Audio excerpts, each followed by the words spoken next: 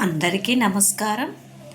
నవవసంతం 3 తెలుగు వాచకం 8వ తరగతి తెలుగు పుస్తకంలో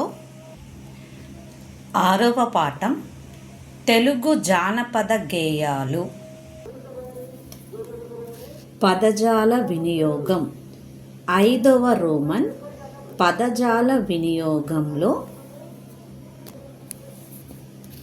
క్రింది వాక్యాలలో గీత గీసిన పదాలకు అదే అర్థం వచ్చే మరో 2 పదాలను రాయండి.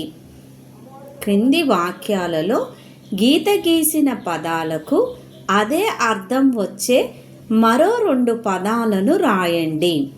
ఉదాహరణ: మల్లె పువ్వు సౌరభం వెదజల్లుతున్నది. గీత గీసిన పదం ఏంటి? సౌరభం. సౌరభానికి మరో 2 పదాలు, అదే అర్థం వచ్చే మరో 2 పదాలేంటి? సువాసన, పరిమళం. సువాసన, పరిమళం. ఇక ఆ వాక్యం చూస్తే, గృహ జీవనానికి స్త్రీలే ఆలంబనం. ఆలంబనం గీత గీసిన పదం. అదే దానికి మరో 2 అర్థాలు, అదే అర్థం వచ్చే పదాలు: ఆధారం, ఆశ్రయం. ఆధారం, ఆశ్రయం.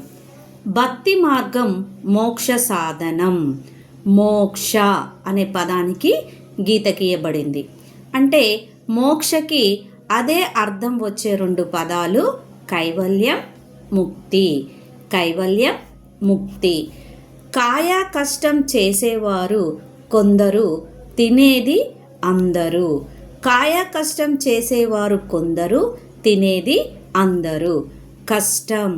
కష్టం, ఇక్కట్లు, శ్రమ. కష్టం, ఇక్కట్లు, శ్రమ.